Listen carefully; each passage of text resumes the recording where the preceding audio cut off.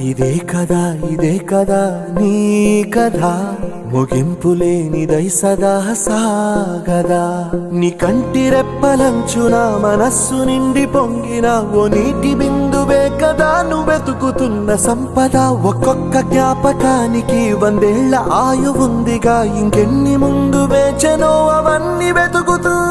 పదా మనుష్యులందు నీ కథ మహర్షిలాగా సాగదా మనుష్యులందు నీ కథ మహర్షిలాగా సాగదా